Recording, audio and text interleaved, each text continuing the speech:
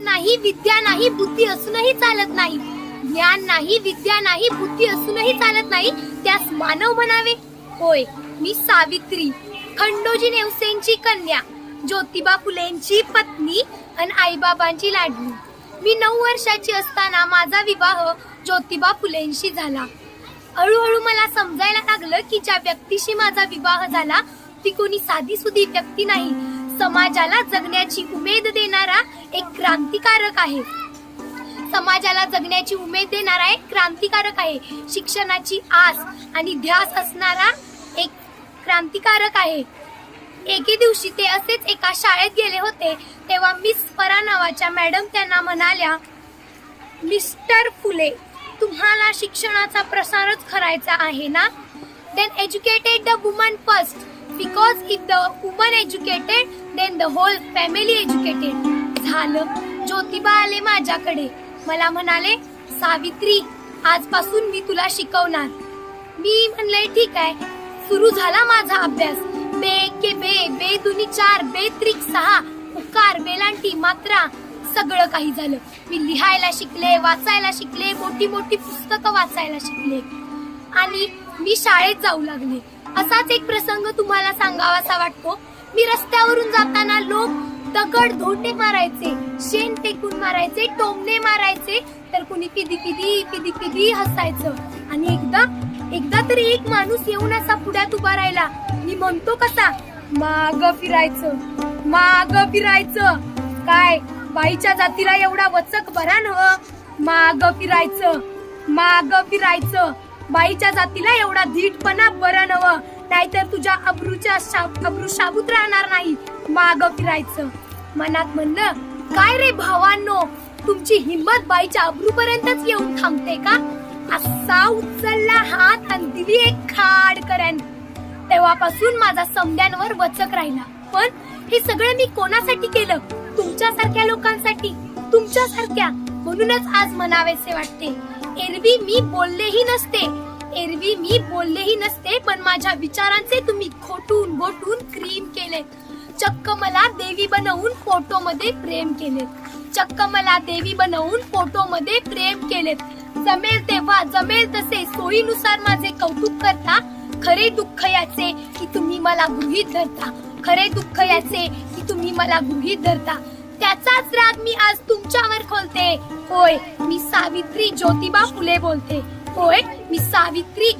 फुले बोलते. कुऱ्हाडीचा दांडा गोतास काळ व्हावा, सगळं डोक्यावरून चाललंय. ज्या माझा वारसा सांगतात त्याच बेईमान झाल्या. असे होणार मला काय माहित. मला कुठे पुढचे दिसले होते. एका वेगळ्या जगासाठी मी शिव्याशा दगडाबरोबर शेणही सोसले होते.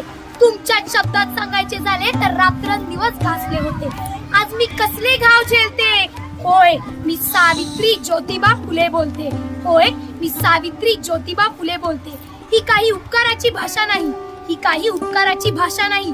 आजच्या बाजारू समाजसेवेसारखा बेंडबाजा अगर ताशा नाही. मी विसरून गेले होते आम्ही कोणते विष पचवले आहे, पण हल्ली मात्र तुम्ही आमच्या आत्मसन्मानाला डिवचले आहे. म्हणूनच तुमच्या या बहिर्याकांनी हे गारहाणे घालते. होय, मी सावित्री ज्योतिबा फुले बोलते. माय मावळ्यांनो, लेकी बाळींनो, तुम्ही शिकलात, सवरलात, पण नको तेवढ्या शहाण्या झालात. विकृत स्त्रीमुक्तीच्या प्रत्येक जणी कहाण्या झालात. आज माझा वारसा सांगून स्वार्थासाठी राबता आहात. या सर्व संतापापुढे मी आज विडभाड बोलते. होय, मी सावित्री ज्योतिबा फुले बोलते. बाईपणाचे दुःख काय असते मी तुमच्यापेक्षा जास्त भोगले. आरशात पाहून सांगा मी सावित्रीच्या शब्दाला जगले. टकलाहू आणि भंपक स्त्रीमुक्तीची नशा तुम्हाला चढलीये. कपडे बदलले की पुरोगामी होता येते. ही फॅशन तुम्ही पाडलीये. आज शिकली सवरलेली माझी लेक संस्कृतीच्या नावाखाली नाकाने कांदे सोलते. होय, मी सावित्री ज्योतिबा फुले बोलते. मान नको पान नको उपकारही पेडू नका. कीर्तन कीर्तन काही नको जोडायची म्हणून भाषणही जोडू नका. कीर्तन कीर्तन काही नको जोडायची म्हणून भाषणही जोडू नका. वाघिणीचे दूध पिऊन कुत्र्यासारखा गोंडा गोळीत आहात. धर्मसंस्काराच्या नावाखाली टाकाऊ परंपरा पाळीत आहात. धर्मसंस्काराच्या नावाखाली टाकाऊ परंपरा पाळीत आहात. म्हणूनच तुमच्या चिपाडलेल्या डोळ्यात आज हे अंजन घालते. होय, मी सावित्री ज्योतिबा फुले बोलते. होय, मी सावित्री ज्योतिबा फुले बोलते. आज तुम्हाला काही सुद्धा सोसायचे नाही. काढणारे काढीत आहेत, तुम्हाला शाळा काढीत बसायचे नाही. आज तुम्हाला काही सुद्धा सोसायचे नाही. काढणारे काढीत आहेत, तुम्हाला शाळा काढीत बसायचे नाही.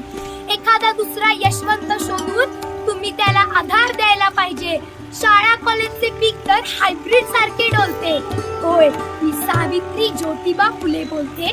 होय, मी सावित्री ज्योतिबा फुले बोलते. मनमानी आणि स्वैराचाराला पुरोगामित्वाचं लेबल लावणे यासारखी दुसरी सोपी युक्ती नाही.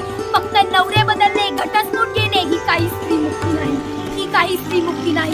माझी खरी लेक तीच जी सत्यापुढे झुकत नाही. सावित्री आणि ज्योतिबा पुढे आंधळेपणाने माथा टेकत नाही.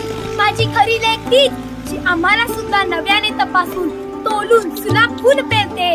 होय, मी सावित्री ज्योतिबा फुले बोलते. होय, मी सावित्री ज्योतिबा फुले बोलते. आज आमच्याच मातीत आमच्याच लेकरात तुझा भाव बघावा लागला. आज माझा फोटो लावण्यासाठीही सरकारी GR निघावा लागला. सरकारी GR निघावा लागला. सोयीचे नसले की विचारांवरही कानाडोळा होतो. सोयीचे नसले की विचारांवरही कानाडोळा होतो. समाजासाठी काही करायचे म्हणले की पोटात प्लेगचा गोळा येतो. समाजासाठी काही करायचे म्हणले की पोटात प्लेगचा गोळा येतो. ज्योतिबांशिवाय सावित्री, सावित्रीशिवाय ज्योतिबा समजून घेता येणार नाही.